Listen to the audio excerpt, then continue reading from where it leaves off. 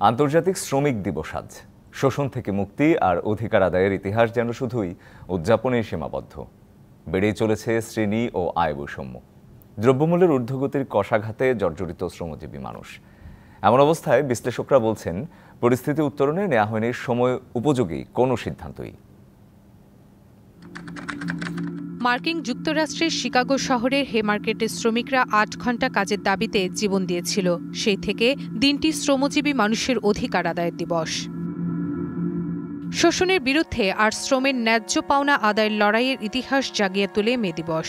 যদিও উপার্জনের সাথে প্রয়োজন মেটানোর হিসেব মেলে না কারোরই। কবে বঞ্চনার অবসান হবে সে প্রশ্ন আজও দেখেন শ্রমিকরা।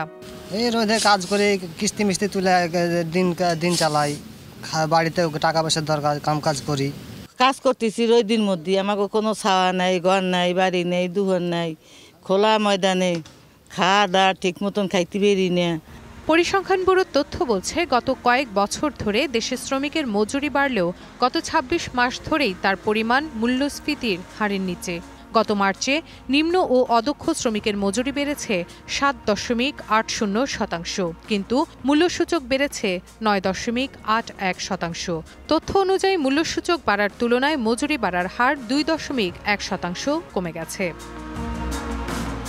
শ্রমিক নেতাদের দাবি, শ্রমজীবী মানুষের দুঃখ দুর্দশা দূর করতে সরকারি ও বেসরকারি পর্যায়ে ব্যবস্থা নিতে হবে। খাদ্য নিরাপত্তার জন্য তাদেরকে রেশনিং ব্যবস্থা অবশ্যই চালু করতে হবে। নন কমপ্লায়েন্স ফ্যাক্টরিগুলো, সেখানে কিন্তু পর্যাপ্ত আলো বাতাস না থাকার কারণে সেখানে ছোটো ছোটো ফ্যাক্টরিগুলো শ্রমিকরা খুবই তাপদাহের মধ্যে নানা অসুখে আক্রান্ত হচ্ছে। সব কিছু মিলে শ্রমিকরা ভালো নেই। আর বিশ্লেষকরা বলছেন, পরিস্থিতি উত্তরণে নেওয়া হয়নি সময় উপযোগী কোনো সিদ্ধান্ত।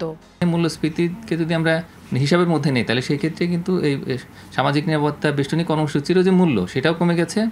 তাদের মজুরি সেটিও খুব একটা বাড়েনি। সাংবিধানিকভাবে আমরা কিন্তু এই শ্রমজীবী মানুষের যে অধিকার সেগুলোকে স্বীকার করে নিচ্ছি, কিন্তু আসলে তাদের অধিকারের সবচেয়ে বড় জায়গা হচ্ছে তাদের মজুরি। শ্রমজীবী মানুষের রক্ত ছাড়া ঘামেই সভ্যতার বিকাশ। তাই তাদের জন্য নিশ্চিত করতে হবে নিরাপদ কর্মপরিবেশ, তবেই চাঙ্গা হবে অর্থনীতি। Rifat Tasnova, BBC news, Dhaka. ১, ২, ৩ ঢাকায় জমি জিতে নিন ১০০% ক্যাশব্যাক সহ ২০ কোটি টাকার পুরস্কার।